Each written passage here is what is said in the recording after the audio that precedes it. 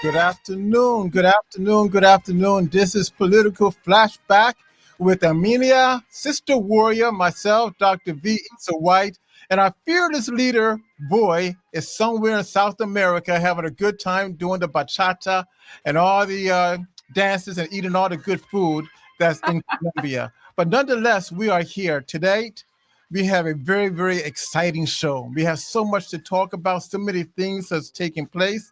Orlando is a hot spot. You know, last week it was voted as the fourth most exciting city in the country. So Wow. things are happening here. And I'm so happy to have my beautiful co-host, the wonderful, the brilliant, the talented, none other, well, no one is better than Sister Warrior. Good afternoon, Sister Warrior. Good afternoon, Dr. White. It is quite the pleasure to be with you all once again, and I'm really excited for it. And thank you for that introduction. Very, very nice of you. But you are absolutely right. There is so much going on in our community here in Florida. I mean, some good things and probably some bad things, but we're going to talk about it because we need to talk to the people and let them know what's going on. So I'm excited for what we've got coming nationally and also right here locally. Yes, yes, so Yeah, many things is taking place. I yeah, mean, we want to talk about Orange County. I yeah. mean, Mayor Jerry Demings and his group, they're very upset because the Florida Department of Government Efficiency is Yes, going to yes. do an audit, and they are, can we say it, pissed off? I think that's a fair assessment to say, yes. Then they're upset also because, in fact, Maxwell fraud. I mean Frost. That's just. I'm sorry, Yep. but No, Maxwell. he's a fraud. He's a Yeah, fraud. You and, got and it. he, and he is upset because the Attorney General of the state is telling Yeah, members of the Orange County Commission and their and the local government that if they don't follow immigration policies, they will be removed. So yeah, they're all hot. They're mad as a firecracker. But things are changing yeah, because people want what is right and what is taking place. So we yeah. have so many good things. And we have a special guest today too that's going to Oh, come on in a few oh, minutes. His name fantastic. is Oh Yes. my! I mean, this guy is bad. He is one of the great political analysts in the country. Okay. He has his own talk show that is called Muslim Street. Muslim Street. But he's making the waves. He's burning up the airwaves, and he's hot. He's crisp, and he takes no prisoners. I think you may like him, Sister Warrior. Okay, well, let's bring him. Let me find out. So it's going to be a very, very good. So what do you want to talk about first, Sister Warrior? What's on your agenda? Well, since we started out with what's happening currently right here in Orange County, I think that's an appropriate place to start. So, as you mentioned, the commission here in Orange County is up in arms because they have been asked by the state attorney. He actually sent them a letter a couple of days ago stating that he does need their help when it comes to um, the transportation of the illegals, criminals that's been apprehended by them, that's in their jails, that's in their, in their house, that they need help transporting these criminals to places like Alligator, Alcatraz, and whatever ICE facilities there are. So there was a press conference not too long ago where we were shown I believe, some of these criminals that's currently being held in Orange County. I have a clip that I want to play in reference to this, but I think I'll do it in a little bit. But I want us to understand that what's being done here is that our Mayor Jerry Demings, is refusing to help ICE transport these criminals that's in the interior in Orange County. He is saying that, well, we don't have enough money, or it's not in the budget, or things like that. And the attorney general is saying, look, this is serious. We've got criminals here in Orange County, and we have a place where we can put them. We need you to help with the transportation of using your vehicles and whatever you have resources to move them from Orange County to take them to Alligator Alcatraz or whatever facility that we need to go to.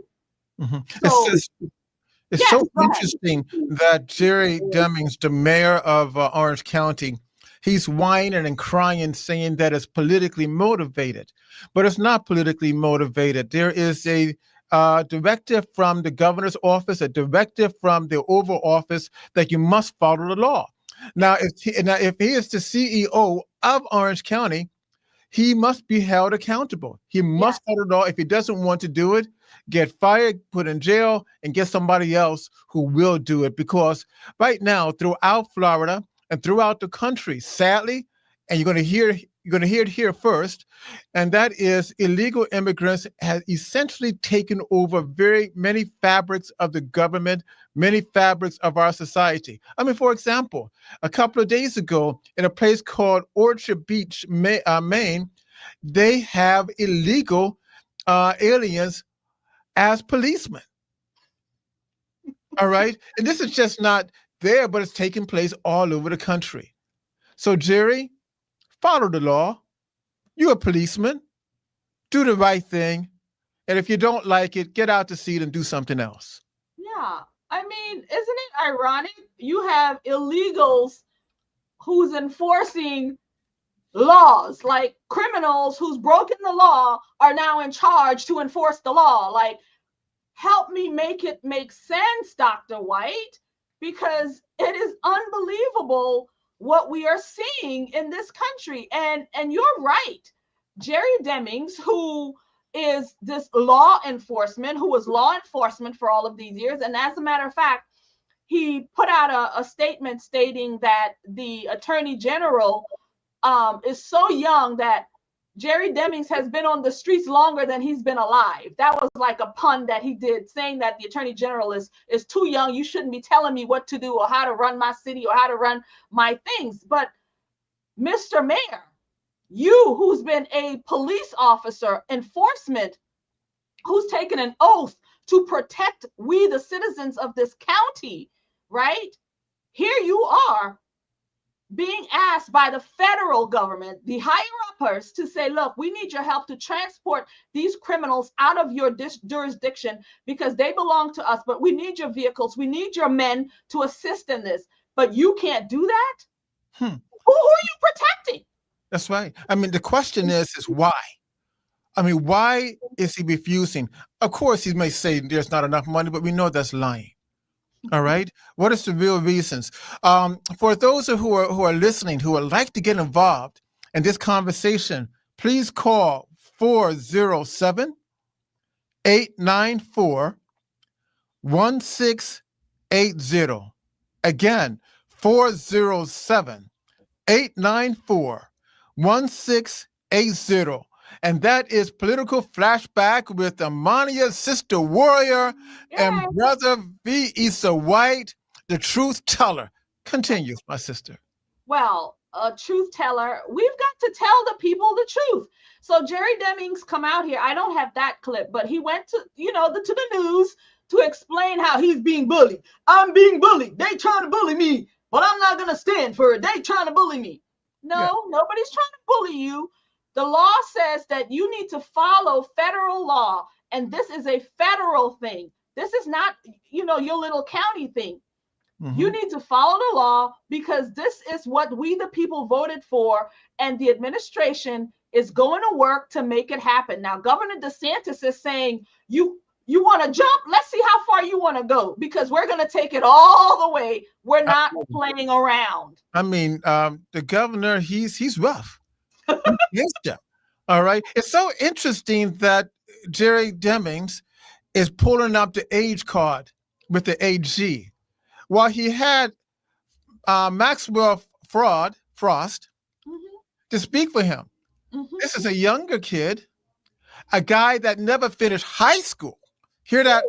Hear that again. A fella who never finished high school who has no experience.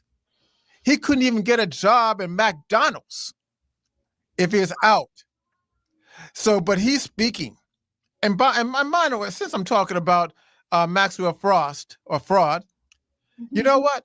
He has not authored a standalone bill this year. The only thing he has done, like the rest of them, is hold press conferences. That brings up something else. Where's Anna on this? Oh, I don't know where she's at. These are not the kind of fights they want to have. She doesn't want to stand up here and talk about what's happening. And I'm glad you brought this up. So one of the things that happened recently was there was some sort of raid, and about 40 men were arrested. These are men who are soliciting children for sex, trafficking, and so on. And the Attorney General, who we just spoke about, he was there stating that we are not going to allow these people to be free on the streets. And these are some of the people that's connected to what's happening with Jerry Demings in Orange County. Again, children, 40 men. This is not a small thing. This is one or two people. This is 40 men. And I have the clip, 40 men who has been arrested, and now, and a lot of them, I believe, are illegals as well. Jeff, will you play that clip for us? So 6-day sting. Deputies posed as children were contacted by these men who range in age from 18 to 64, according to deputies. Channel 9's J.J. Burton joins us live from outside the sheriff's office. J.J., the Marion County Sheriff had an important message for parents. Yeah, Sheriff Billy Woods says that this is all very disturbing. He says, though, for parents, you should all be paying more attention to what your kids are doing on social media as well as on apps. Down, get on the ground! Down! Get on the ground! Turn around! Turn around. A video of just some of the 40 men arrested for allegedly trying to meet and have sex with 13 to 15-year-olds. One tried to drive off and ended up in a retention pond. One crying right before being walked off in handcuffs. And Sheriff Billy Woods says all of these men use social media and apps like Snapchat to talk to and set up meetings with people they thought were teens. To put it in perspective, these vile individuals right here, these vile individuals, they showed up with condoms, cocaine, alcohol, and many other drugs for a child. This investigation lasted 6 days. This operation is at the top of the ladder of the worst operations that you really do not like working. Marion County ran this investigation with the help of several other agencies, including AG James Uthmeyer's office. He says more arrests like these are coming. For every day I'm Attorney General, we're going to be working minute by minute to capture as many of these guys as possible. And the sheriff, as well as the attorney general, say that Snapchat was the big app used. And he says they both said they're going to be going after Snapchat to try to make this harder for criminals to get in touch with kids and teens. Reporting live in Marion County, I'm J.J. Burton, Channel 9 Eyewitness News. Wow, that is heavy. If you want to get involved in this discussion, please call 407-894-1680. And that is Political Flashback with Sister Warrior and Brother V. Issa White, Truth Teller. Isn't this something? I mean, there are two groups of people that I hate, and I put it, hate. I hate people who exploit the elderly, and I hate people who exploit children. Yeah. And people have to understand that Orange County is one of the top places in the country for sex trafficking. And you said, Sister Warrior, that these people were illegal, the majority of them? Some of them. And I don't know all of them, but yes. And Jerry Demings should be talking about this. Yes. Instead of trying to save illegals. Jerry Demings should be talking about it. Maxwell Frost should be talking about it. And Damani should be talking about it. But I don't hear anything out of these people. There's nothing. It's crickets when it comes to this. I mean, this was a big, big thing that happened. All of those people, these criminals, 40 men were arrested, but they have nothing to say about it. And it's heartbroken and sad. It's terrible. And these guys, I understand they were sending terrible pictures of themselves performing, if you know what I'm saying, you see, and getting corrupting our youth. The parents should be aware, but these men and women, they should be held not only accountable, but they should be made examples of what we do to those types of individuals.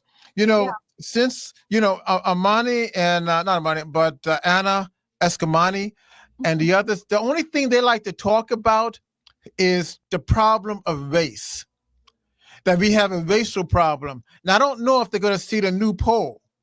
There's a poll that came out yesterday by the Boston Globe that stated that the majority of people, white and black, have argued and maintained that the racial divide has decreased from 60% to 45%.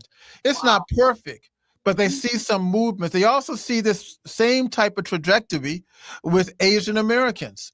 So therefore, certain elements of the race problem is being handled. Is it perfect?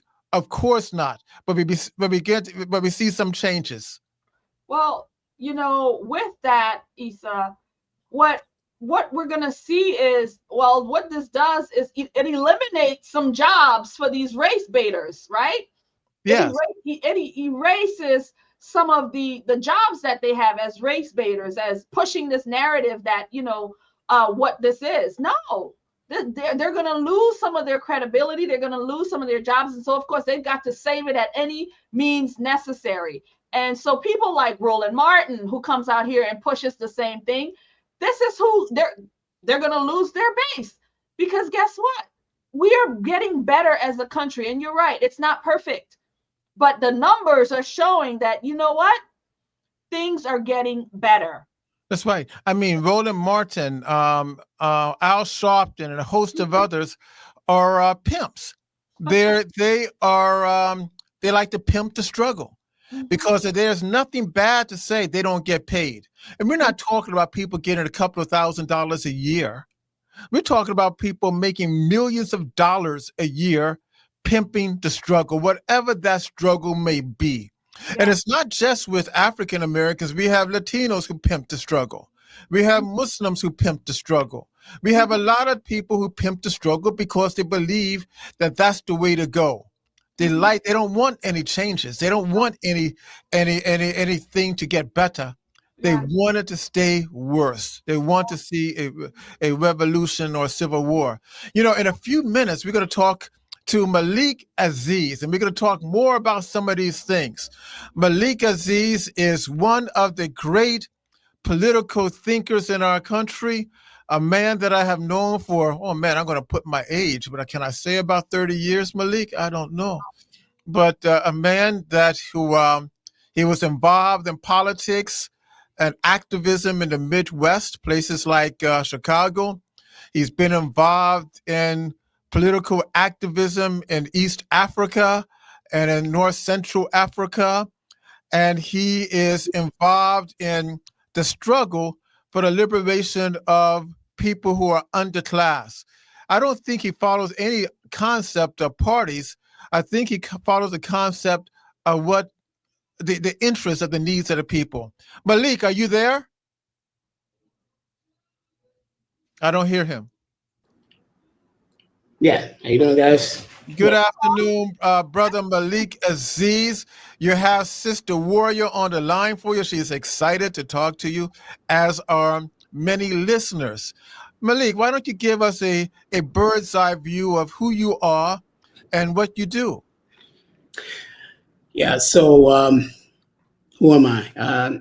I woke up somewhere around I don't know, 13 to 14 years old, and decided that I, along with Black people, needed total revolution. And I grew up in an all-Black town, 6,000 Black people, 2 stoplights, 3 corners of a cornfield, about 22 miles outside of Chicago, where all my cousins were, right? And we were self-sufficient. We had 3 K through 8 schools. My 3rd grade teacher was a PhD. We had Black superintendents. We had Black library system, Black fire department, Black police department, Black. We had Black Little League football teams, 4 Black Little League baseball teams. It was a total community effort. Fortunately for me, this is the context of what I grew up in. I didn't see or were able to, quote unquote, integrate with white people until my freshman year in high school, where I was the starting quarterback at a very large school. We had over 7,000 students, 2,100 freshmen. I think they were like 25 quarterbacks, right? And all of them were white, right? So then at 13 or 14 years old, this is the first interaction, not only me, but my entire peer group have with the white power structure. So it was some getting used to this, taking this back seat to white power. And we would have none of that. And the reason why we wouldn't have any of it, because of the context in which we grew up in. We grew up in the context of Black power, right? So there was this showdown on a daily basis, be it on the sports fields, or be it walking through the hallways, or be it in those history classes or sociology classes, debating ideas and see who was going to win. Because they were pushing the envelope, we were pushing the envelope. The school was not in their neighborhood; it wasn't in our neighborhood. It said in like an independent place. So this was a interesting experience that shaped and formed me during my formative years, right? And it turned me into a revolutionary, right? Thank you, Malik. That's tremendous. Now, you're from the Midwest and you're from Chicago. They call it the second city, but I love Chicago. To me, it's the first city. But in this last presidential election, we saw a number of African American men, Black men out of Chicago, South Side, North Side, West Side, who started to put their money and their time and their vote towards Donald Trump. And I wonder, is this an element of Black power in one way, or an element of just self-interest? What are your takes on the fact that so many African-American men especially are favoring Donald Trump? As you may well know, I think around the country, you had upwards to 24% of Black American men, African men, who supported Donald Trump in that last election against Kamala Harris. This was twofold. One is we saw during the Obama administration and coming up, we saw Trump again, but primarily during the Biden administration, the exposing and the rejection of the Black petty bourgeoisie, whom are thoroughly inframed and entrenched inside the Democratic Party. They stole the show from the Black Power movement in the late 1960s, early 70s, when Black people, including the Black Power movement, were moving toward an independent Black political party. We saw it in Gary in 1972 under Mayor Richard Hatchett, where there was a 3-day convention that galvanized over 10,000 Black delegates. It was at that convention that these forces of the Black petty bourgeoisie began to infiltrate the Black Power movement. And as we know, the Black Power movement was defeated by the United States government and the counterintelligence program.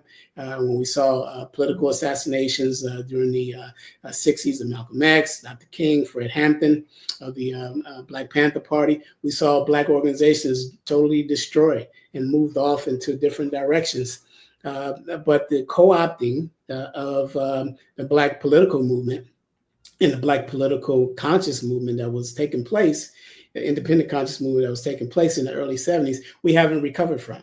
In a mere 12 years, there is, in 1984, there's Reverend Jesse Jackson giving a major speech at the DNC, and it pretty much solidified Black people moving toward democratic power politics. Now, this is not to say the Democratic Party, it is to say democratic power politics as a solution to our problems. And here's the proof to that.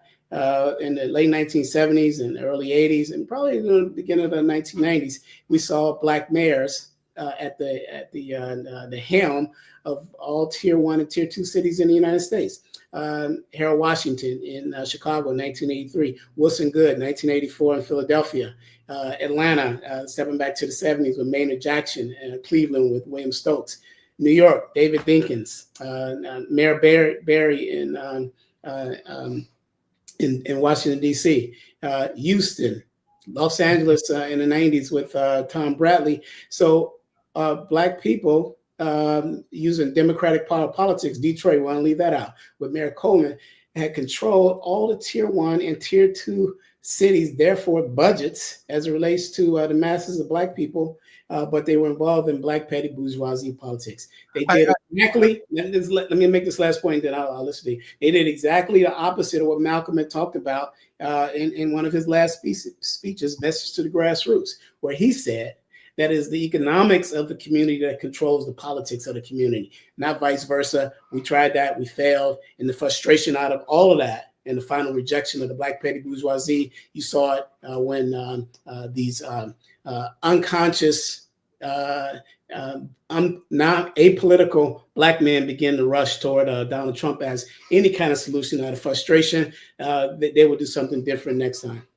Tell me something. I mean, you're a heavy dude. I mean, you coming on here, dropping this history, and many of our people don't know the history like you in reference to the number of African-American mayors that you just listed. I'd like for you to briefly explain in 30 seconds the concept of the petty bourgeoisie. And secondly, and I think we'll bring our Sister Warrior on, tell us, how do you compare the leadership of that age, like a Harold Washington or Coleman Young, to political leaders like today, like Jasmine Crockett, Obama, and so on? How do you make a comparison? Well, the big comparison is those leaders came up out of the masses of Black people. They had a historical track record up the channel, right? Whereas in the case of Barack Obama, he was placed on top of the Black community. He had no history in the Black community vis-a-vis the traditional Black politicians who might start out as ward committeemen. They're out working on the streets trying to get the vote. They had mentors who are already in political seats, and they began as they age to grow with the community. Barack Obama was an enigma. He shows up out of nowhere in the early 2000s, and as some kind of he said he was a community activist in Chicago in the early 90s or whatever. We were in Chicago, but we never saw this guy. I don't know where he came from. But if you want to know where he came from, all you have to do is understand who funded him, and then you'll find out where he came from. I see. Amania?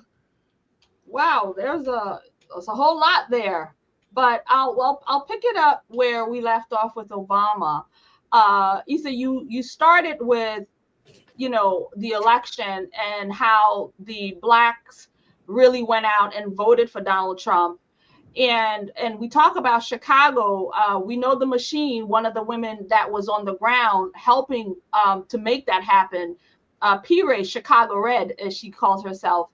And so she was doing a lot of work there. And one of the things that came out of that was that Obama came out to literally scold Black men to tell them, not just ask, to tell them that they needed to vote for Kamala Harris because she was going to do good things for the Black community. And again, Obama, who was in office for 8 years, really did nothing for the Black community. It was more division than anything. So as a Black man, and watching Obama tell you Black men, to vote for her, I'd like to know where your stance are on that and how that made you feel when you encountered that whipping from Barack Hussein Obama. Yeah, you asking me that question? Yes, sir. So Barack Obama, like Kamala Harris, like the frustration of those Black men who went and started shifting toward Donald Trump, represent the same forces. These are white supremacist forces who will uphold the white construct, the white power worldwide, right? So that's why I'm a revolutionary. I reject all of it, right? Not only do I reject the Republican Party, the MAGAs, I reject Barack Obama and anything that they stood for. And going back to Dr. White's question, historically, and I'm as a historian, whole letters just like Dr. White does, not as many. And he and we've been going at it for about 30, 35 years. And heavy 2 hour, 3 hour, 4 hour discussions. Let's go get some lunch and then come back, right? And it's good stuff because it allows us to grow. But the history of the Black petty bourgeoisie, when we got freed, quote unquote, freed from slavery, they never asked us, did we want to be Americans? In order to restore a people after 310 years of free labor to this country, that only took this country from the agrarian revolution into the industrial revolution at the beginning of the 19th century with the creation of the cotton gin in 1825 that spurned America into economic greatness.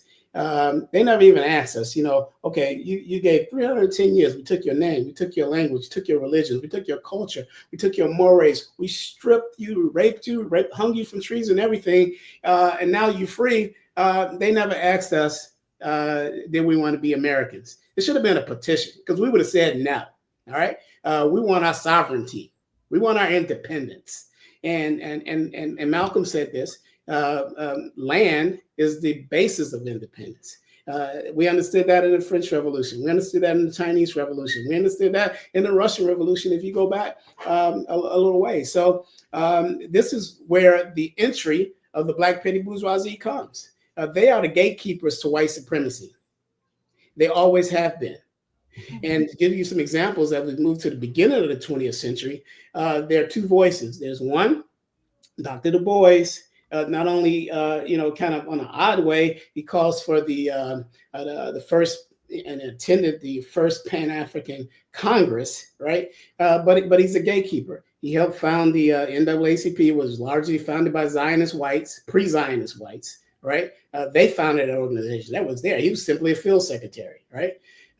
Then he sets up an alternative to independent Black voices. He challenges Garvey. In fact, he begins, and oh, by the way, Marcus Garvey set up the largest Black organization in the history of this country to this day. Literally 8 million people out of 14 million Black people on his rolls. That's 40% of all Black people were part of the Garvey movement in one way or the other. And it was the gatekeepers of the Black petty bourgeoisie, sponsored by white supremacy and the United States organization, that overthrew his organization. They literally created an organization called the Garvey Must Go movement, headed by people like Sinstak, who founded the Chicago Defender and others. Consult to them was Dr. Du Bois. Then we move further into the 1950s for the second showdown. Here's Malcolm X with the independent Black voice. And who's the Black petty bourgeoisie voice that is used and sponsored by the United States government and white people and the media against him? It is Dr. Martin Luther King Jr. And that's irrespective of all of the revisionist history that has went on with Dr. King toward his last couple of years of his life. I don't buy that whatsoever. So you're suggesting that Martin Luther King was a member of this petty bourgeoisie as a gatekeeper. I want to make an announcement to our listeners. We are talking to the Professor Malik Aziz of the Muslim Street show.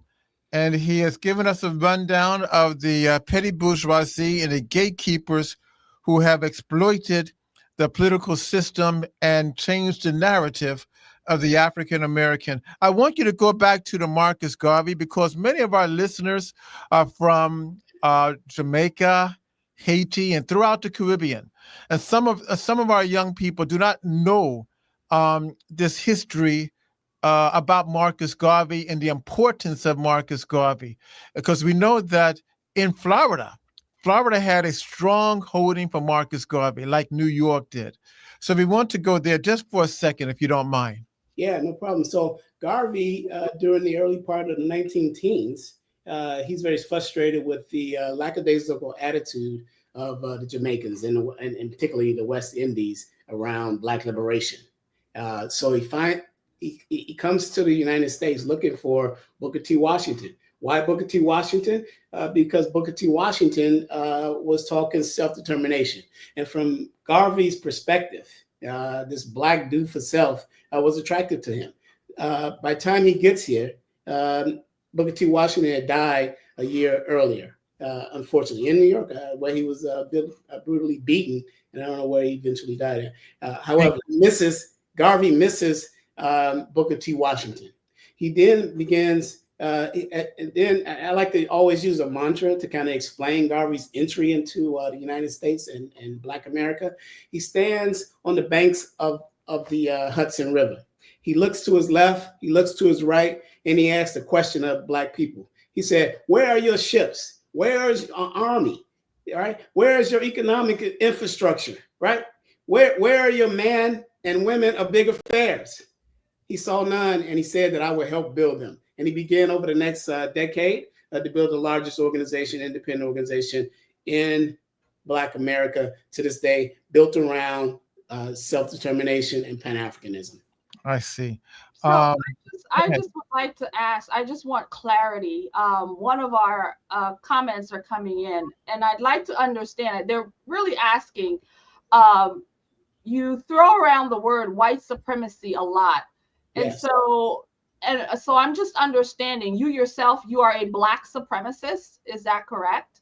No, I'm not a Black supremacist. I'm reacting to the oppression of over 400 and now 500 years to white supremacy, right? This is the fight back.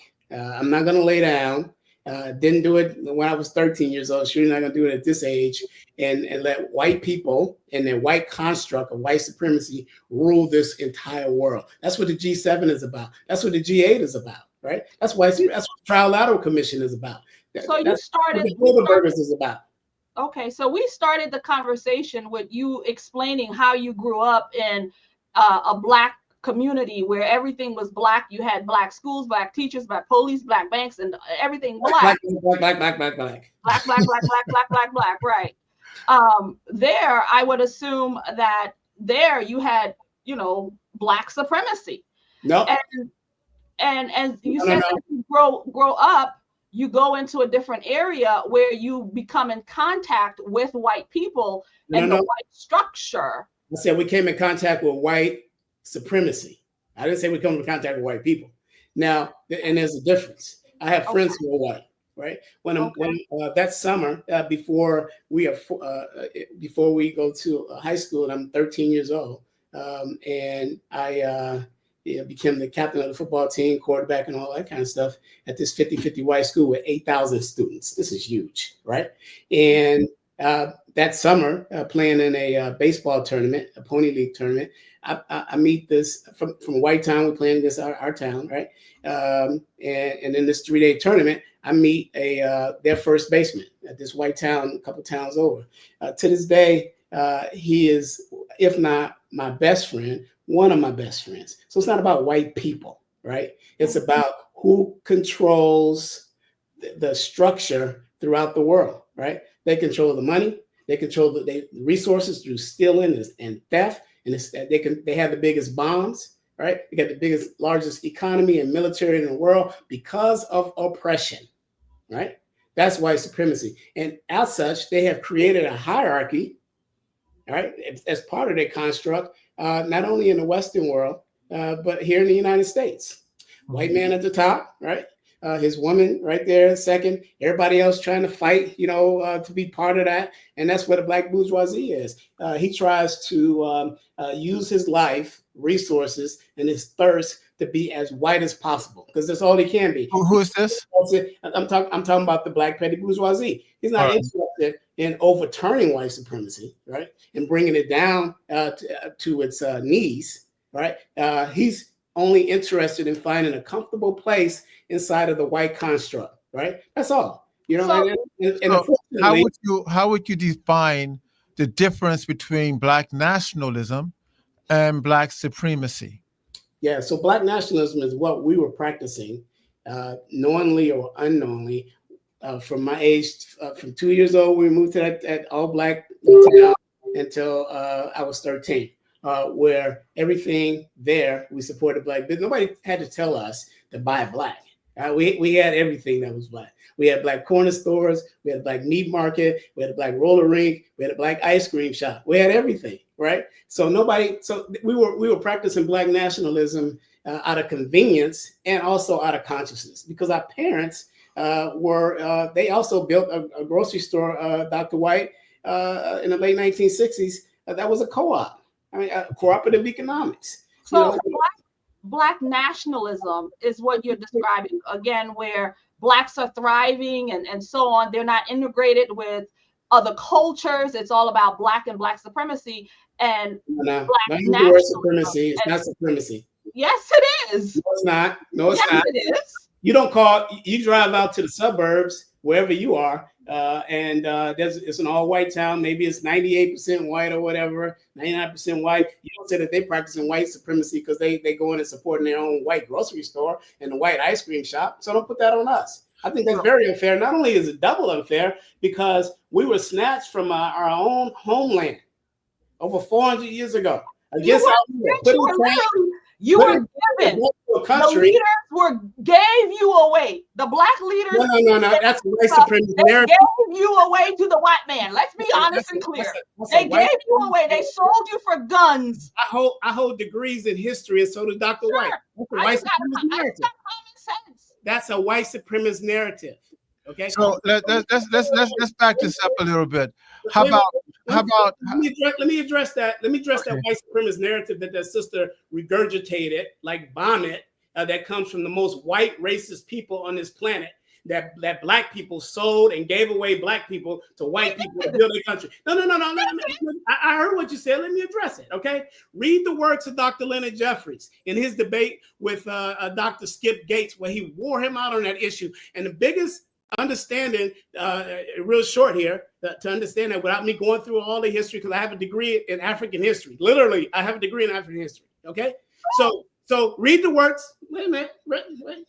I'm only citing my sources and my research and bibliography. Read the works of Dr. Leonard Jeffries in his debate with Dr. Henry Louis Gates over this issue. And he comes to the conclusion, and he shuts him down with this one thing. Who benefited by the European slave trade? Did Africa benefit, or did the Europeans benefit? It ushers in the entire nation state. What are you talking about? All right, let me back it up a little bit. Let's take it down to just a sec. I want to give you a couple of towns, and to see how would you describe them as being black nationalism, black self-sufficiency, or black supremacists. Oklahoma, Black Wall Street. That was Rosewood, Florida. Mm-hmm. Harlem, New York in the 1920s, 1930s. Eatonville, Florida, that's right in our neck of the woods. How would you look at those places? I would look at those places as doing the exact same thing out of convenience that we were doing when I was growing up. And that is black self-sufficiency. Mm-hmm. All right. Now, Donald Trump, he had argued that for the development of black businesses, so the black community can be able to control their own destination economically. Do you think that if Malcolm was alive today, that he would align with Donald Trump on that issue? Absolutely not. And let me tell you why. And I'll use your own research on your preface statements to support my conclusion. Black Wall Street, Tulsa, Oklahoma in the 1920s, any of these communities, Eatonville, etc. I asked Akbar Muhammad this question. Who's Akbar Muhammad? Akbar Muhammad. Explain it to the people. Representative of Minister Louis Farrakhan and the Nation of Islam. Well, over dinner, I asked him a question once. This was a decade ago. And I said, Akbar Muhammad, could 1921 Tulsa, in all of its grandeur and black self-sufficiency, number one, could have survived October 1929? And absolute answer is hell no. Okay, black capitalism. Malcolm called black petty bourgeoisie capitalism. That's exactly what he called it. Right, and black capitalism can never answer the problems of our oppression. You want to hold that point right now? We are getting ready to have a break. We have to pay these bills. This is Political Flashback with Amania, Sister Warrior, and Brother Vibrant Issa White, the truth teller. You only get this type of information here at Political Flashback. Waiting for you to come on back.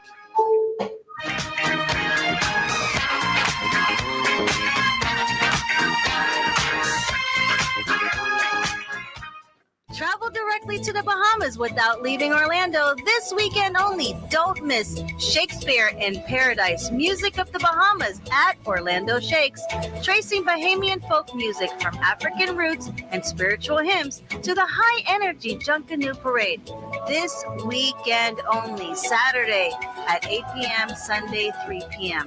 Box office tickets are available at 407-447-1700 or visit OrlandoShakes.org. OrlandoShakes.org.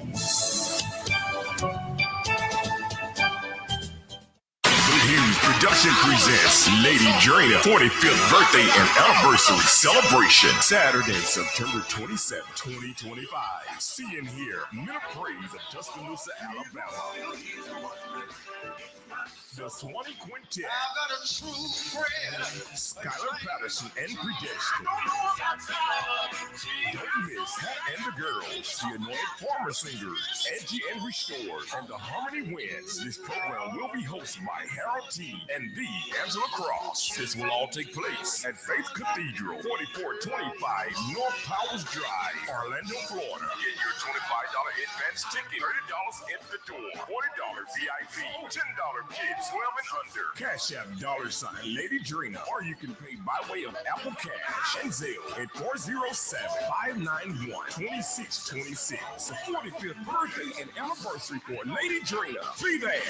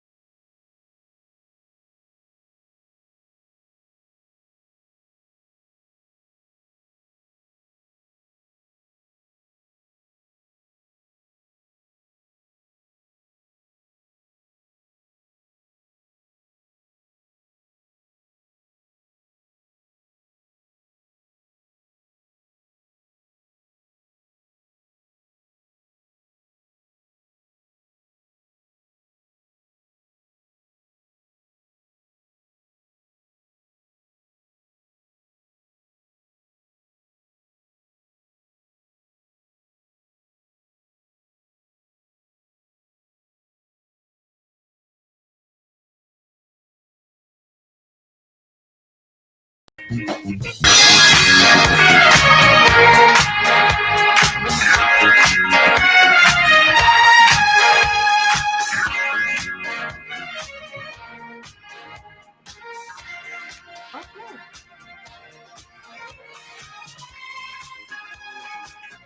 back, political flashback with Amalia, Sister Warrior, and Brother V. Issa White, Truth Teller. If you like to listen in, if you would like to make a comment, please don't hesitate to call 407 894 1680, 407 894 1680. I just got a little note from someone who texted me, and they said that Brother Malik called Sister Warrior vomit. I just want to make a statement, and that is he was speaking of the language that oftentimes people say and try to direct the narrative of the Black agenda. Maybe the term may have been a little bit too harsh, No, but I but think Wasn't harsh. the texture is on point. okay, And so are some of my audience members, by the way. And I'd like to read a few comments from some of my people who are currently streaming this, because it's being streamed on the Conservative Poet right now. okay, And I will actually read one of the comments, and he says that the guy is all about white supremacy. It's kind of a stupid thing. Newsflash: less than 1% of whites are white supremacists. And I would have to say, I know you're not on either side of the Republican or Democrat thing, but a lot of those white supremacists are Democrats. I'm just saying. So this is something that he had to say.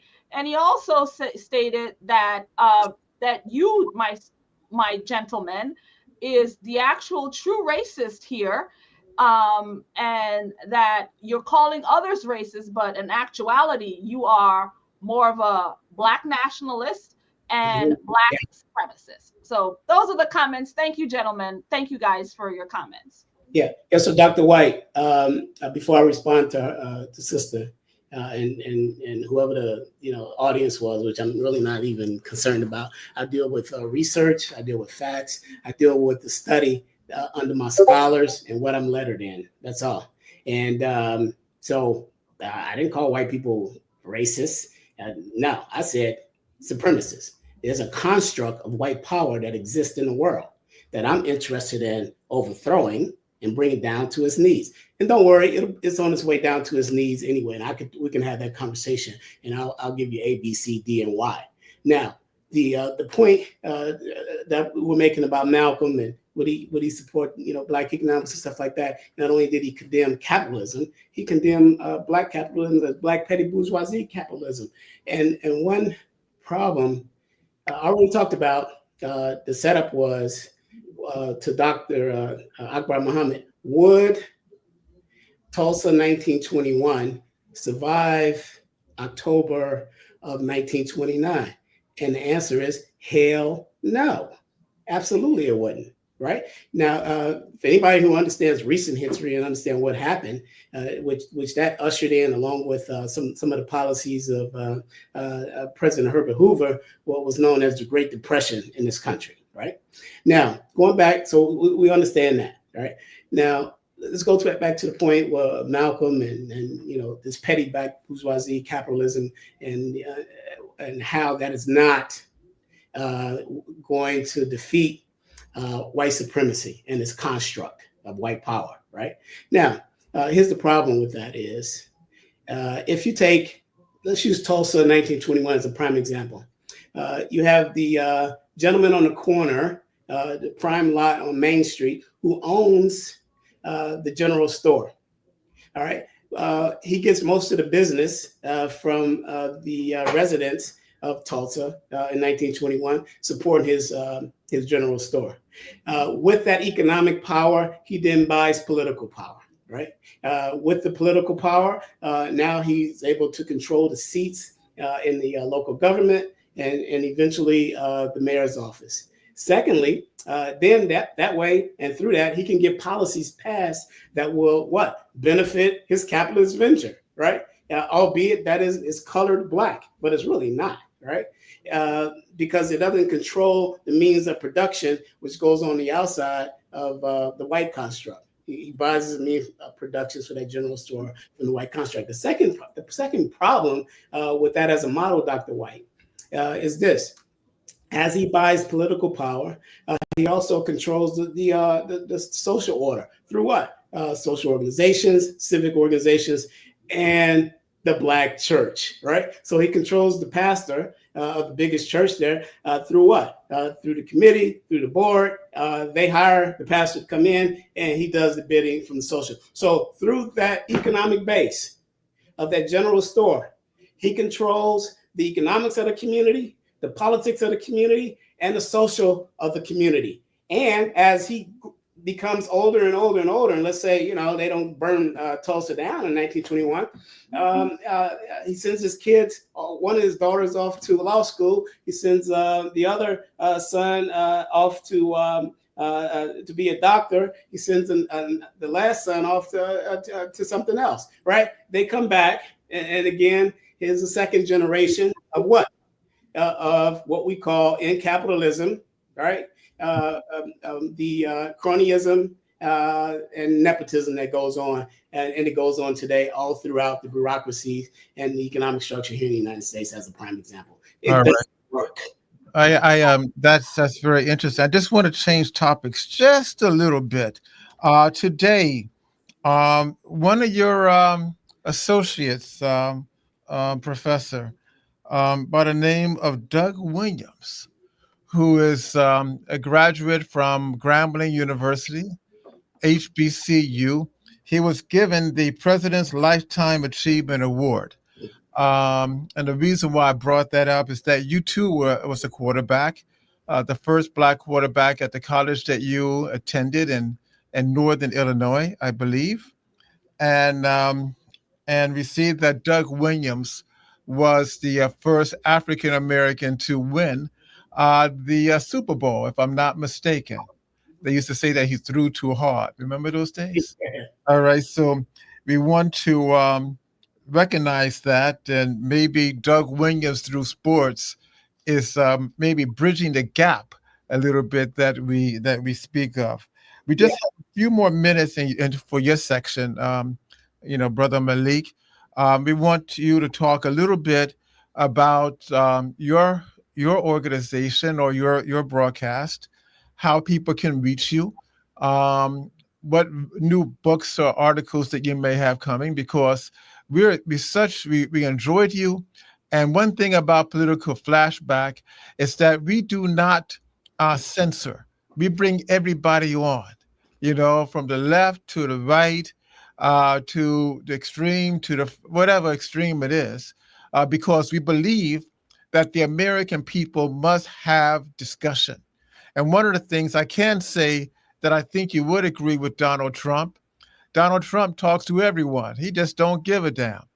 He's going to speak to everyone. And that's what we need, because if we don't speak to anyone, we create hostility, anger, and then we create violence. And as long as we have a democracy, as long as we have an element of free speech, we have to talk, we have to discuss, we have to argue. Then later on, we'll say, right on.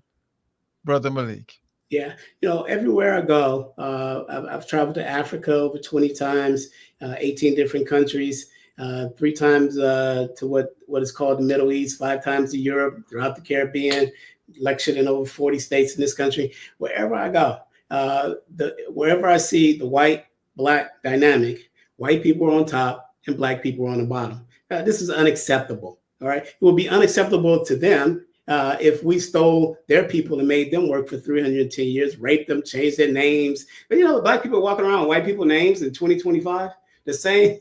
This is incredible. Where's your consciousness? So my work, my entire life's work, and I started at 13. All right, is geared around that. It's directed to that. I'm one of the freest. I want to call myself the freest. I'm one of the freest black men in this country, because I say exactly what I want to say. I support it with research and fact. I studied on some of the greatest warrior scholars that we've had in this country, and I lend to them who I am today. Dr. Conrad Worrell, who co-founded the National Black United Front. Dr. Obatu Shaka, who wrote The Political Legacy of Malcolm X in 1983. The seminal work, the definitive work on Malcolm's political philosophy. Dr. Anderson Thompson, the African Community of Chicago. Dr. Yosef Ben-Yanakanan. Dr. Ivor Carruthers. Dr. Jacob Carruthers, one of the foremost African nationalists and Pan-Africanists in this country. These are the people I directly studied under. Right, Dr. William Speller, Dr. Bernard Powers, one of your colleagues, Dr. White, who is a world-renowned historian on Black America.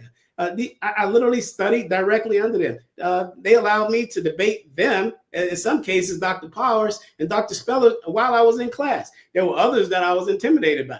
People like Chokwe Lumumba and Mario Badeli, who heard me lecture in 2007 on the Sudan. They founded the Republic of New Africa. These are my mentors, right? I lend nothing to myself. I do lend whatever I have to my research and my facts and my bibliography. And to debate that, please cite your resources, cite your facts, and cite your bibliography. Otherwise, I'm really not interested in how you feel. Okay. Well, we want to thank you. I'd like to say something. Thank you. All right. Before we brought you on, Brother Malik, we were talking about a poll that Issa White that you brought up, that we were making headway in this country with where we are as in. Can you tell us about that poll again before I botch it up? You remember? Yes. The Boston Globe has done a poll that focused on Blacks and Asian Americans.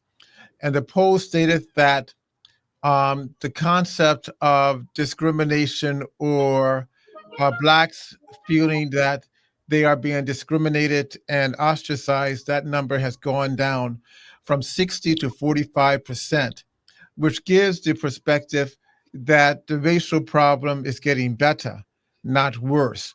The reason why this was important, because again, many of the political pundits who are people such as Al Sharpton, even Obama and others argue that the racial divide has gotten worse. So therefore, there's increased hostility, increased anger, increased possibility for even a civil war to some extent. But the evidence on this poll doesn't suggest that. It suggests that we're getting better as a country.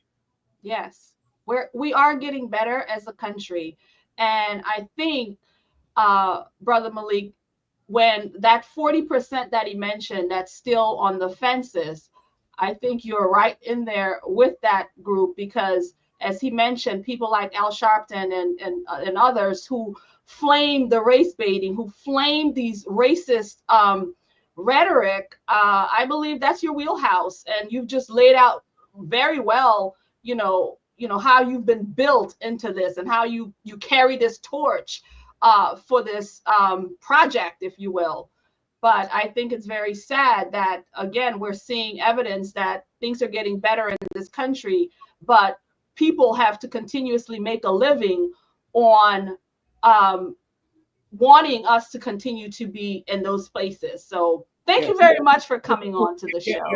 Before I go, two things on that. One is, I have to give you 1 minute, brother. That's fine. I can get it done in 30 seconds. Two things. One is you have to understand that Reverend Al Sharpton, Kamala Harris, Barack Obama, the Jesse Jacksons of the world, and the Donald Trumps of the world, and I will mention every president and vice president from the time I was born, which started back with Eisenhower and Nixon, right, to the current. All of them on the same side. And that same side is the white power construct. Barack Obama supported the white power construct. And so does people like Jesse Jackson and Reverend Al Sharpton. They're all on the same team. And that team is called American Exceptionalism, i.e. white supremacy. Right? That's it. That's literally it.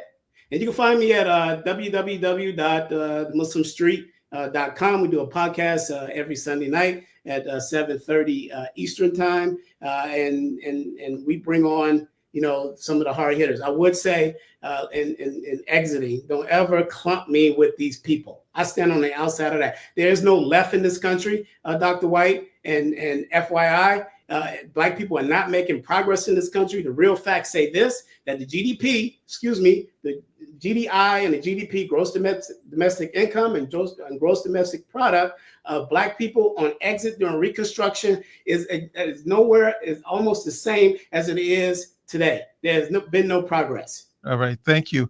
I mean, Brother Malik Aziz has given us a lot of things to think about, a lot of information to go over, and that is the importance and the excitement of political flashback, because we take on everyone.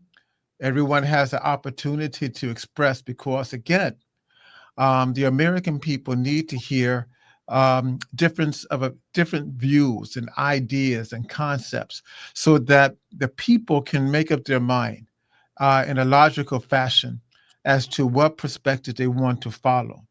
And when you have that taking place, that is the excitement, and that is the benefit of having a society like this. Brother Malik, thank you again. You did not have a chance to listen to the music, Brother Jeff. He is the producer. He is the person who gets the music going. And one last thing on a fun basis, I do know Malik is one of the premier steppers in Chicago, and we're going to have a step show here. We have a number of steppers, so you have to come down and show us how it's done in Chicago. Yeah, we're bringing the work, and if I can get in one last little thing is Sister and Dr. White, white people themselves see their world crumbling right in front of them. Why would we want to tag on and get a ticket onto the Titanic? Paul Kennedy writes as early as 1988, The Rise and Fall of the Great Powers. Go get that book, understand the premise to that, and as the expansion of militarism and colonialism and imperialism has gotten too big right now, where they're now eating their own vomit, and this is the end of America. All right. Thank you, brother. Yeah. All right. Boy, that was some show. That was a lot to chew on. Don't you think, Sister Warrior? Oh, God, yeah. That's a lot to chew on, and that was exciting. And we will have Professor back on again. Since we're talking about this divide, there's something that took place in Burkina Faso. Burkina Faso in Africa is the new hotspot in discussion in the world. I mean, they have a young president. I think he's around 35 years of age, somewhere like that. He refuses to take a salary. He drives in a Jeep, a secondhand Jeep, and he has utilized his money to build educational and industrial activities. Well, something occurred yesterday that seemed quite interesting, and that is one of his bases were attacked. 50 people were killed, 50 military people. And they're arguing that it came from a political Islamic group by the name of Jamaat Nasir al-Islam. Jamaat Nasir al-Islam. Now, many people in the West are arguing that the French and the English and the Americans need to stay in Africa to fight against extremist terrorists. Others argue that these groups are really put up by the Americans to keep instability going on in Africa. It's something to look at. I don't know if you've read about this as of yet, Sister Warrior. No, I'm very unfamiliar. I'm going to need you to enlighten me on all of this. Well, I think what's taking place with Burkina Faso, as well as Mali, Senegal, the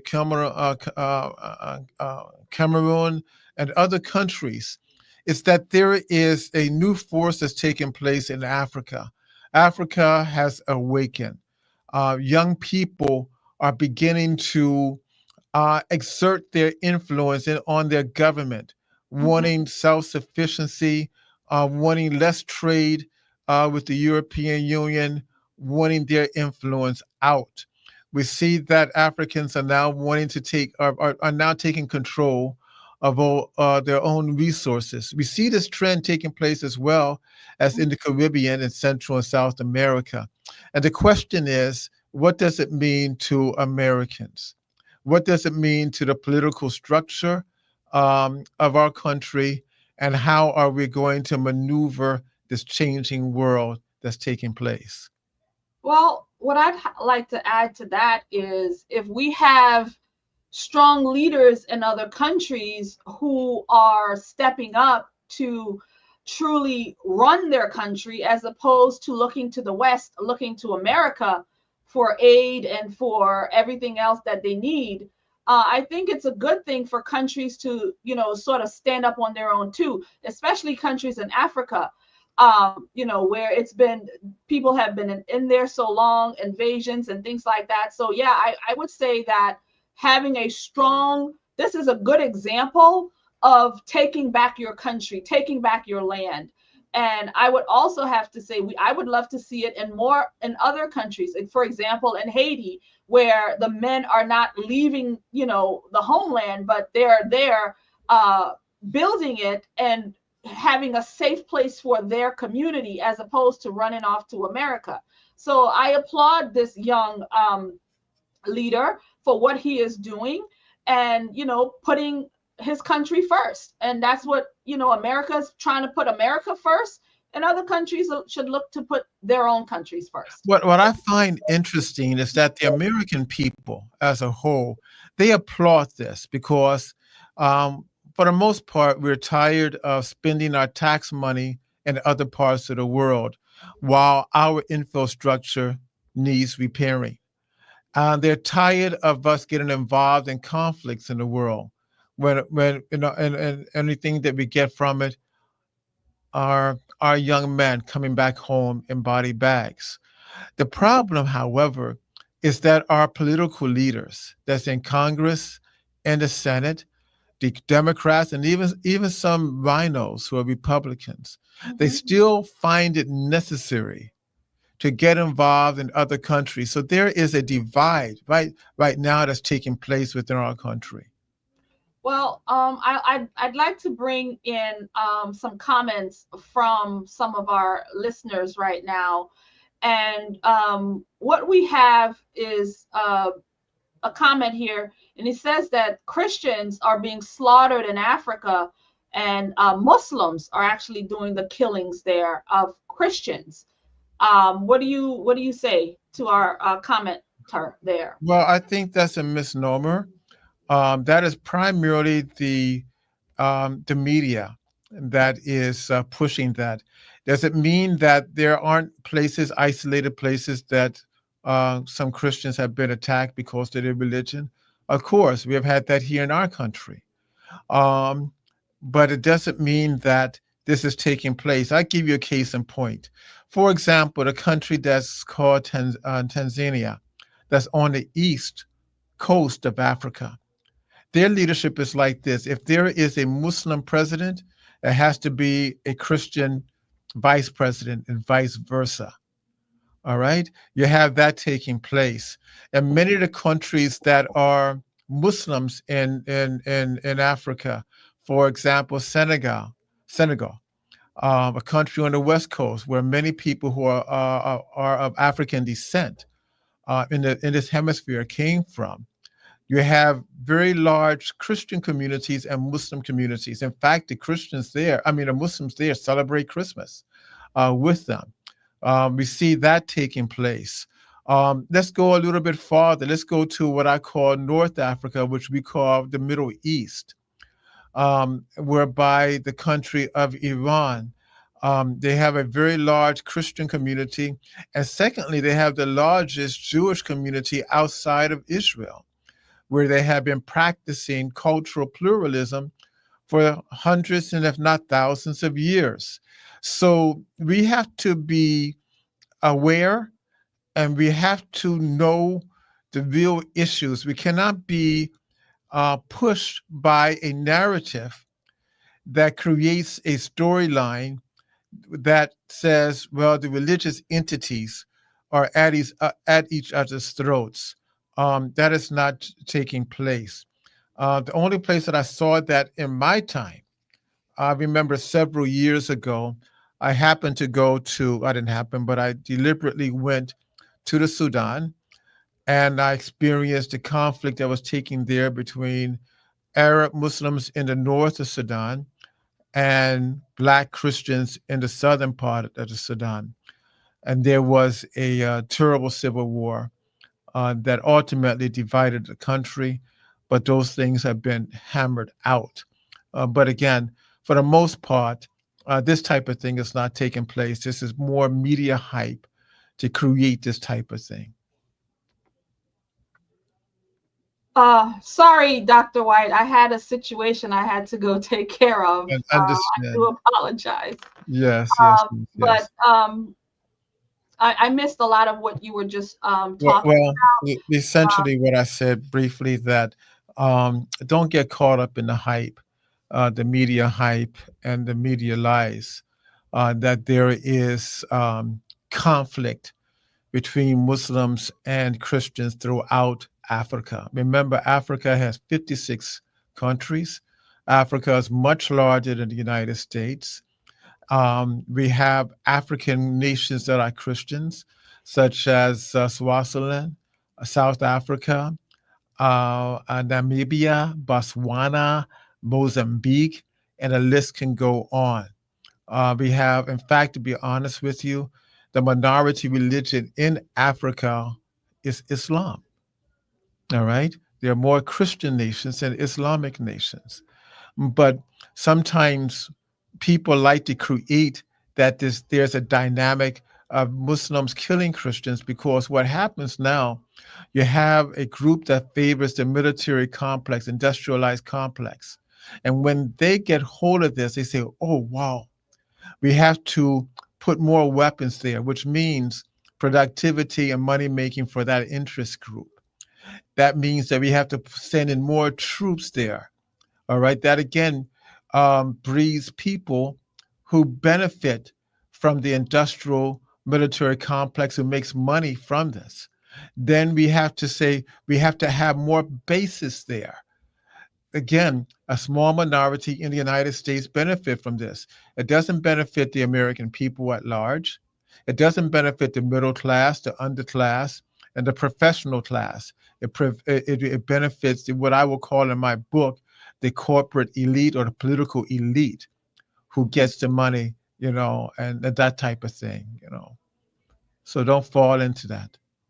Although my eyes are wide open and I do understand, I myself as a Christian, I do understand that Christians, there's been a lot happening, Christian voices being shut down, Christians being attacked in all kinds of different ways. So I'm not really sure exactly of everything that's going on with Africa, with the Christians there, but I do know wherever Christians are, there's definitely situations where they are definitely being taken out, if you will. Well, there are two places, if we're concerned about that, that we should look at. First, Ukraine. The Ukrainian government under Zelensky, he has been bombing churches in Russia. He has closed down the Christian Orthodox Church in Ukraine. He has put ministers, pastors, and bishops in jail, and he has taken away the freedom of speech from Christians because they had a different perspective. Another country that has a terrible record that we don't like to call them out, but I will call them out, is Israel. Israel has a terrible record, and in reference to Christians who live in their country, they isolate them. Again, many of their institutions have been closed down. They have arrested many Christians because good Christians are individuals who follow the dictates of Jesus. And Jesus was a man who spoke out against oppression, regardless of the cost. So therefore, if you're a Christian, of which you have many good Christians in Israel, they have been doing this. But the Netanyahu government has been very oppressive towards the Christians. All right, in fact, the Christians there are even stating that there's a genocide going on, even saying that there is apartheid that's taking place in Israel. You see, so if we're going to be critical, let us be critical of the countries that is absolutely and definitively with evidence that's attacking the Christian community. And that align, and every Christian in the United States should begin to ask the question, why are we so giving so much money to a country that has cracked down on Christianhood? Why are we doing it? We actually have somebody in the comments that said just what you're laying down. Why in the world is America helping like places like Ukraine for what you just stated in reference to what's happening to Christians in Ukraine? So why is our tax dollars going towards helping Ukraine? There are two things that's the reason why. First, they create this big lie that many Americans have fallen into, that the Christians and Jews and Muslims have been at each other's throats from day one. That is the biggest lie that you can get. All right. For example, let's go back to the Crusades. All right. Remember the Crusades, whereby the Catholic Church, I won't say Christian, but the Catholic Church, because Europe was really dying. It was in the Dark Ages. There was no more natural resources that we can use. They were really looking for outside things. And when things are tough, you look for an enemy to galvanize nationalism. So therefore, they invaded what is now the Middle East. They invaded Jerusalem. It was Muslims and Jews fighting against the invaders. And Iran early on with the Persians. It were Jews and Christians and Jews and Muslims working together to defend Christians. There hasn't been this element that we like to say the narrative has been corrupted into believing that we have been people at each other's throats. Remember, the three great religions come from the same source, Abraham. They're all monolithic religions. We have the same prophets. The only difference is that the Muslims have one additional prophet, and that is Muhammad, Prophet Muhammad, peace and blessings upon him. But we all have the same prophets. If you read the Torah, if you read the Quran, if you read the Bible, the Muslims call it Injil, they're so similar. All right? In fact, so this whole element of a fight, again, is something that is developed by the political interest, the political military interest. They want to see the fight because they make money from it. I mean, if you go by the political leaders that's in Congress and in the Senate, almost 80% of them have investments in Lockheed Martin, Boeing, General Electric, all these companies that are rooted in blood and rooted in war. But the American people are waking up. American people, the outside world they're not mad at American people. They're mad at the government and pushing this agenda. All right. American people, everywhere I go and I see Americans, a little bit different than Malik, I've seen Americans trying to do good, trying to be friendly, and other people trying to be friendly too. People get along when the government is doing the right thing. People don't get along when the government on either side pushes an agenda that is conflicting to humanity. Yeah. Well, one thing I'll say is that the forces are definitely out here. Those people who do want war, those people who benefit and profit from these kinds of things, even if it's through stocks and things like that. So that's definitely happening out there, and I am in agreement that these kinds of things does fuel these wars that we're seeing, these never-ending wars and these never-ending conflicts that's happening across this world. Yes, again, it's the power structure that continues to feed it. And we could have peace. There could be peace, but again, people aren't profit. You don't profit off of peace. You profit off of death and war and fighting and military and creating weapons and so on and so forth. And so this is where it is. And so no matter how much peace we want, no matter how much the people wake up, those people that are in control of these things, they will always exist. And it's an evil thing that's actually been going since the beginning of time. The evil has always been there. Again, we can take it back to Cain and Abel, jealousy, murdering your own brother, and for what? And we can take it back to Abraham and his two sons. That's where it all started with, Christianity and, the race of Muslims. I mean, that's where it all goes back there. It's all in the book. It's all in the book. I mean, look at us, Sister Warrior. You are super Christian. Mm-hmm. I'm a super Muslim. All right. I call you. You say, Brother Isa, I can't talk now. I got to do my Bible study. I got to pray. I say, I try to reach you. I was at church, brother. All right. And that's a beautiful thing. You may try to reach me. I say, I'm praying right now. I have to go to the masjid on Friday and so forth. All right. You believe in what you believe in, and I respect you, and I believe in what I believe in. We never had an argument. Yeah. We never fought. Mm-hmm. Why? Because on principles, we're the same. All right. You are against abortions. I'm against abortions. You're for traditional families. I'm for traditional families. You are against race baiters. I am against race baiters. You are for the sanctity of life. I am for that. You are against wars. I'm against wars. You are for the protection of natural resources and animals and all of that. I am too. You believe in the last days. I believe in the last days. You believe that the devil is strong and he's out there doing stuff. I believe too in him in that also. And we both believe that we have to fight to destroy the devil.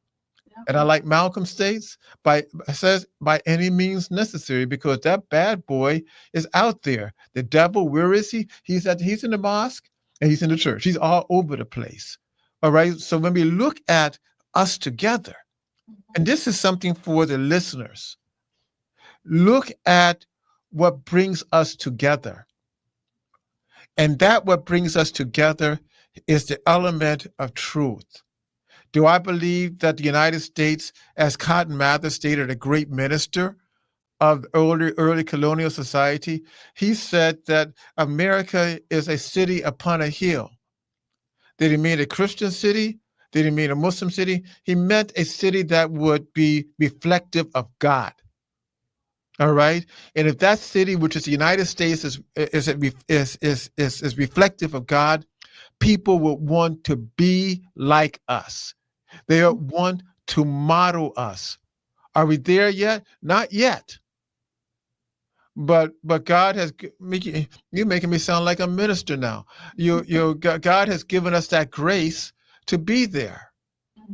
And this is important because, one thing about Sister Warrior and myself, we wear our spirituality. We don't run from it. Mm-hmm. All right? What is God is God. What is right is right. And I will protect my sister because she's an honest and good person. And she's always doing what is right. Well, thank you. Yes, thank you for that, Isa White. Do appreciate it. No, that's how it is. Well, I have to say,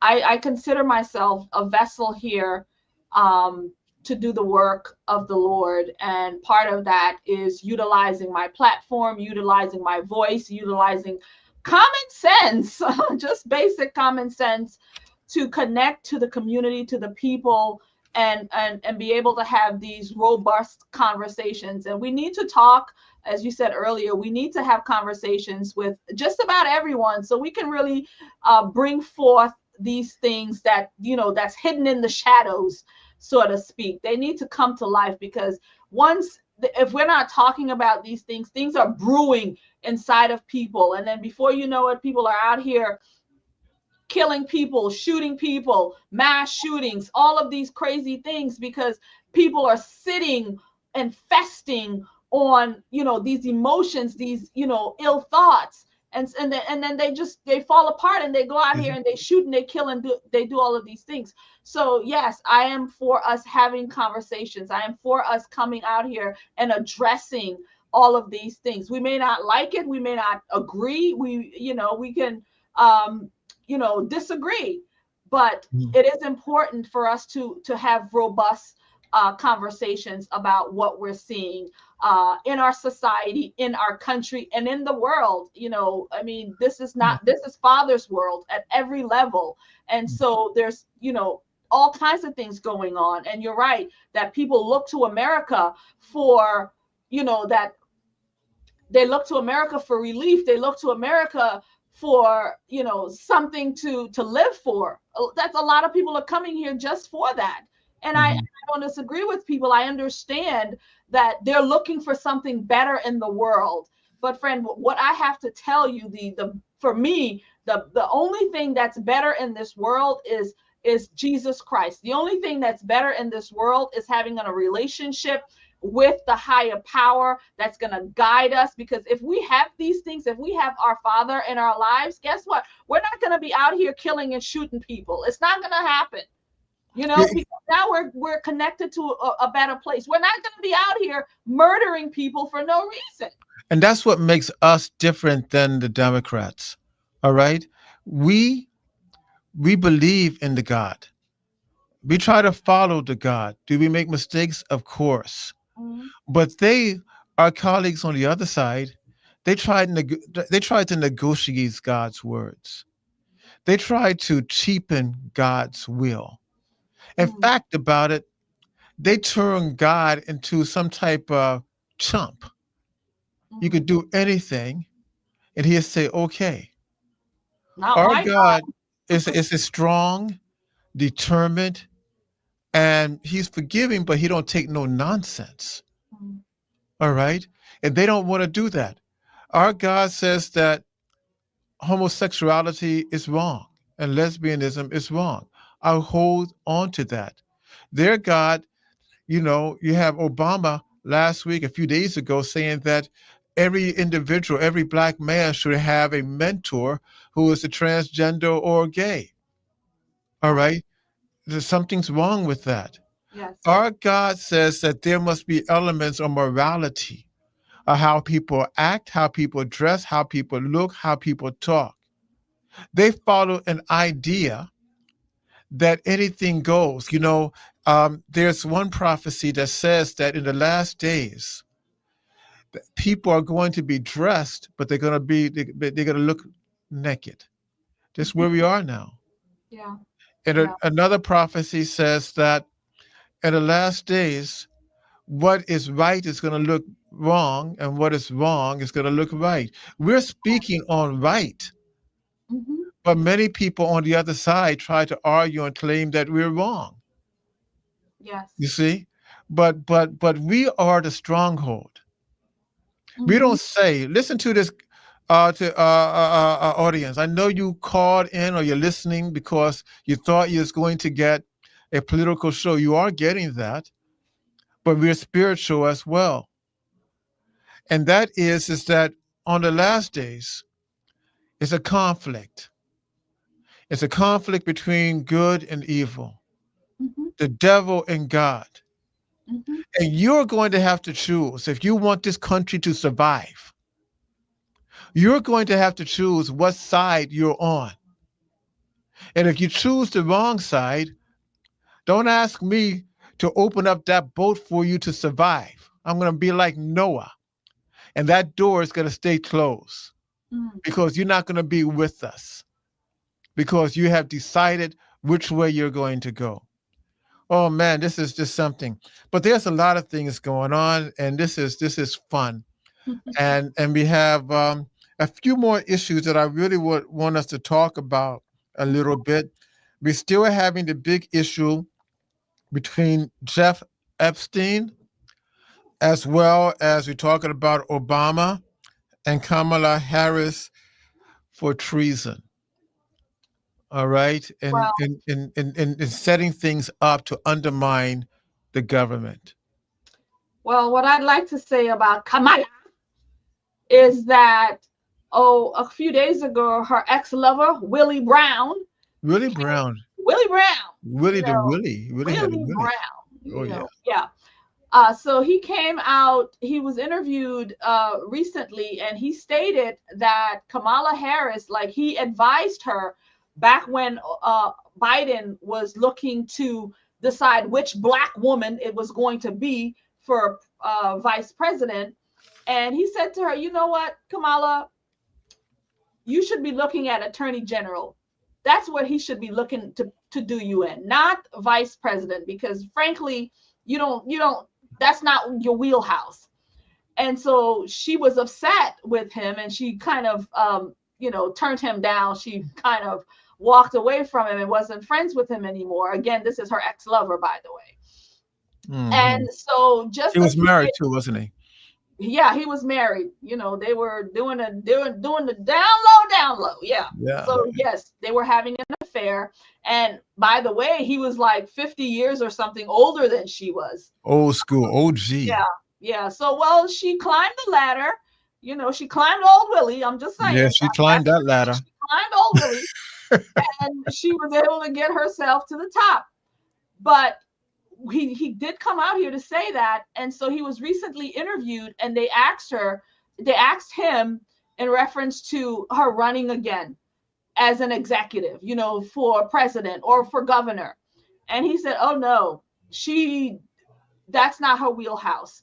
She doesn't need to be doing that. And so Kamala Harris has come out here as of, I think, today, and stating that she's not going to be running for governor of California. And more than likely, she won't be running for president again of these United States of America. So in my humble opinion, Kamala is done for. Well, I'm sad that I can't say I'm sad. I mean, the point is that good, let her go, because she was not a benefit to our country, in my estimation. She was nothing more than a storyline that fit the narrative that they were trying to make.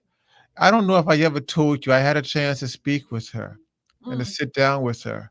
Okay. You talking about nothing's going on upstairs? Well, that's it. I mean, I hate to call the woman a bimbo. I don't want to say that. Gosh. But she fit that that identification. Again, some of you may say that I'm harsh. We need tough leaders now who can think, who can analyze, who can read the materials. Kamala, she had nothing to give. Right. She had nothing to say. All she did was yak. She's very good at yakking over and for nothing. Yeah. So, I'm glad that she's gonna go. She can get her what do you call it, a pension? She got a nice pension. Get her pension. And the thing is, Kamala is just very unpopular. When she ran the first time against Joe Biden, I mean, the people didn't want her. They didn't even vote for her. And she was installed. And as we've watched her throughout these years, all she's presented is word salad in every way. She just cannot really give you thoughts and opinions. And you know what? Look at what happened with that 60-minute interview that they had to fix for her to make her sound competent. And President Trump just won that lawsuit, by the way. I don't know if you... Good for him. He won that lawsuit because, yes, they had to piece together to make her sound competent. Yes. And so, yeah, this is who she is. So after Willie Brown done said, no, girl, you got to go sit down somewhere. She's decided she's going to go sit down somewhere. She going to listen to daddy. She going to listen to Daddy Willie. I want to add something else. This week I just came back from Washington, and I had a chance to sit down with the assistant um, attorney for pardons, and that was very refreshing. I mean, it was hard to get that meeting. The reason why when I had that meeting is because people don't know that President Trump has pardoned and given clemency to more people of the underclass, Black, Latinos, poor whites, than any other president to date. So far, from his last term to now, he has done 1,700. And this is important because many underclass people, they believe that oftentimes they're over sentenced, they're misused, and they don't have the money to hire the tough and good lawyers. So yes, he has pardoned some elite members, but the majority has been the underclass, and I must applaud him. And many of them are again African Americans and Black people of the various groups in the United States, Caribbean, South American, and so forth. So this label they try to paint on him as this um, strange racist. When it comes up to pardons and things like that, he is nowhere like that. And I applaud him. And my only sad thing about this is that I don't think his team is doing a very good job in letting the American public know what he is doing. You see? Well, Dr. White, what I believe, again, President Trump has done amazing things. I mean, look at what happened this week with historic trade deal with Japan. I mean, the markets are open to Americans in Japan, something that's never been done before. Our rice now are going to be able to go out there. That's going to help our farmers. I mean, Donald Trump has done so much good. And yeah, the media downplays it. The media downplays him and everything that he does and anything that he does good, nobody wants to talk about. So I'm not surprised. I mean, his team, maybe they do need to figure out more ways to get the message out there. But yeah, he's just not being given enough credit for the amazing things that he's done. He's literally putting America back on the map. I hear the music. We're getting ready to end. I just want to make one statement before you, Sister Warrior. If you want to hear me talk about what's taking place, state of our country, and to know more about my book, The Blacklisted, paying the price for speaking truth, speaking at 2 o'clock at the Winter Park Library in Winter Park, Florida. It's 1052 West Morris Boulevard at 2 o'clock on Saturday. That's August the 2nd, I believe.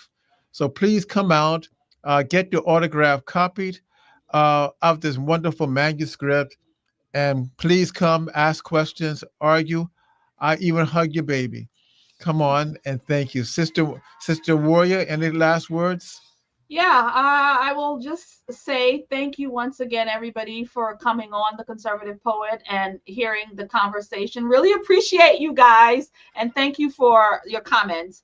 And I'll also say, I did recently write my book. It's an ebook at this time. It's Understanding Wokeness, and it's because I needed to understand woke words, and I thought everybody needed to understand them too. So I wrote a book about it, and you can find that at understandingwokeness.com. And I just want to say once again, it's been a good conversation, eye-opening for me on a lot of different things. And thank you for bringing your brother on the program. Though we did disagree, but I thank you for his presence here on the show. Thank you again. Until next Thursday at 5 o'clock, we will see you. This is Political Flashback, and we thank you. Thank you, Jeff, for the great music that you give and the work that you have done. God bless all of you. God bless us. God bless the United States of America. Yes, thank you.